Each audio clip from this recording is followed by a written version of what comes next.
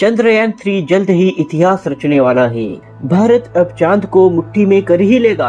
चंद्रयान 3 के सफलता के बाद दुनिया में सिर्फ चौथा ही देश बन जाएगा हमारा भारत। इसी महीने के 14 तारीख को चंद्रयान 3 की चांद की जर्नी शुरू हो जाएगी और इस बार का ये चंद्रयान मिशन पूरी दुनिया को दिखा देगा कि भारत भी टेक्नोलॉजी में सबसे आगे है। तो चलिए दोस्तों, आज की इस वीडियो में आपको चंद्रयान 3 के पूरे मिशन के बारे में जानकारी देता हूँ। दोस्तों, आपको वो 2019 का शनिवार तो याद ही होगा, जब सुबह सुबह बेंगलुरु के इसरो के हेडक्वार्टर से उस समय चंद्रयान 2 चंद्रमा पर लैंड ही करने वाला था। तभी लैंडर विक्रम से हमारा संपर्क टूट गया। भारत का ये मिशन चंद्रमा की धरती से सिर्फ 2.1 किलोमीटर दूर रह गया था। इस आखिरी पल में चंद्रयान 2 के साथ साथ हमारे वैज्ञानिकों की भी उम्मीदें टूट गई। चंद्रयान 2 के लिए सालों से मेहनत कर रहे हमारे वैज्ञानिकों की आंखें भी नम हो गई थी।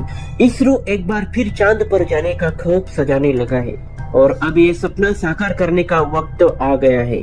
14 जुलाई 2023 को इसरो दोपहर के 2:35 को आंध्र प्रदेश के श्रीहरिकोटा के सतीश धवन स्पेस सेंटर से अपना स्पेसशिप चंद्रयान 3 लॉन्च करेगा। चंद्रयान 3 23 से 24 अगस्त को चंद्रमा की धरती पर सॉफ्ट लैंड करने की कोशिश करेगा। अब चंद्रयान चांद पर जाने के लिए पूरी तरह से तैयार है। चंद्रयान 3 का पूरा बजट है 651 करोड़ के आसपास और अगर चंद्रयान का लैंडर ऐसा करने में सफल रहता है तो ऐसा करने वाला भारत दुनिया का चौथा देश बन जाएगा। इसके पहले अमेरिका, चाइना और रशिया ही चंद्रमा पर अपना स्पेसशिप उतार चुके हैं और अब पूरी दुनिया की निगाहें भारत के इस मिशन पर टिकी हुई है। इसके पहले भारत का चंद्रयान 2 चंद्रमा पर पहुंचने के कुछ वक्त पहले ही असफल हो गया था, लेकिन इस बार हमारे वैज्ञानिकों ने चंद्रयान 2 में किए गलतियों से सबक लेते हुए चंद्रयान 3 में पूरी जी जान से कोशिश की है और ये चंद्रयान 3 हमें बताएगा कि चंद्रमा का तापमान कैसा है, वहाँ का प्लाज्मा इन्वायरमेंट कैसा है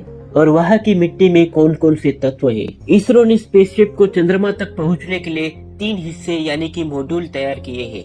चंद्रयान 3 के मिशन यान के 3 मॉड्यूल हैं: लैंडर मॉड्यूल, पॉपुलेशन मॉड्यूल और इंटीग्रेटेड मॉड्यूल। पॉपुलेशन मॉड्यूल एक स्पेसशिप को उड़ाने वाला हिस्सा है।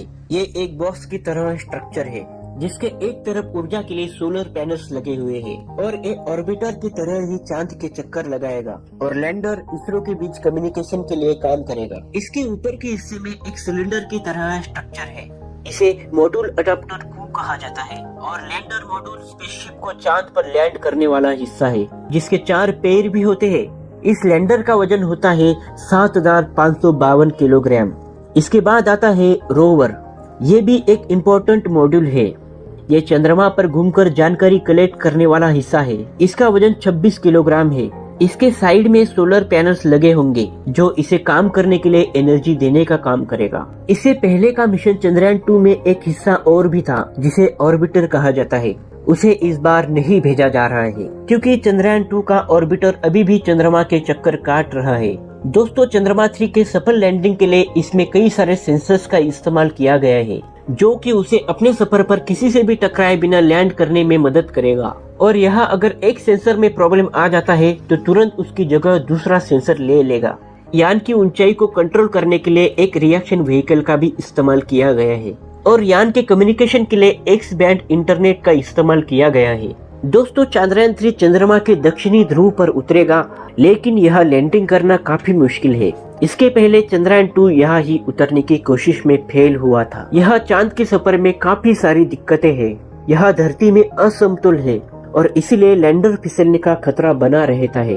और ये सवाल आपके मन में भी जरूर आ रहा होगा कि चांद के दक्षिणी ध्रुव पर बहुत खतरा है तो इसरो बार बार वही लैंड करने की कोशिश क्यों कर रहा है। असल में ये चांद का वो हिस्सा है जहां हमारे चंद्रयान 1 ने पानी की खोज की थी। उसके बाद नासा के सैटेलाइट ने भी इस बात की पुष्टि की थी। चंद्रमा पर पानी है और यहाँ कई ऐसे क्रेटर्स है जहाँ सूरज की रोशनी कभी नहीं पड़ती, जिस वजह से यहाँ का ज्यादातर इलाका सूरज के रेडिएशन से बचा रहता है और शायद यही कारण है यहाँ जीवन के अंश भी मिल सकते हैं और ये बहुत बड़ी खोज होगी अगर ऐसा हुआ तो। इसलिए इसरो स्पेस को इसी हिस्से में लैंड करने की कोशिश करता है।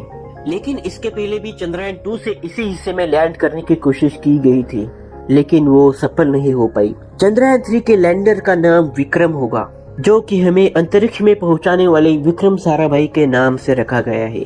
और इसके रोवर का नाम प्रज्ञान है। वो रोवर चंद्रमा की धरती चांद पर उतारा जाएगा और ये गाड़ी के आयत जैसे आकार का होगा। इसमें कई सारे कैमरास होंगे और इस पर सोलर पैनल और कम्युनिकेशन के लिए एंटीना भी रहेगा।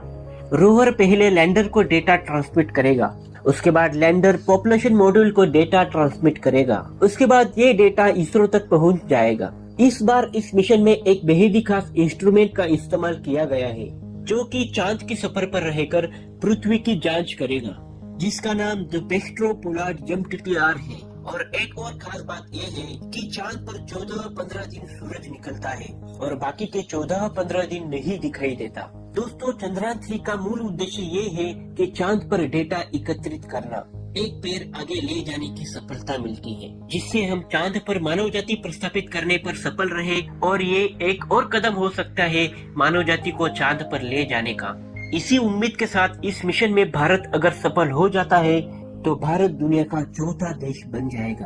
दोस्तों, ये वीडियो आपको कैसा लगा कमेंट में जरूर बताएं और आगे आप कौन सी वीडियो देखना चाहोगे हमें कमेंट में बताएं। मिलते हैं अगले वीडियो में। जय हिंद।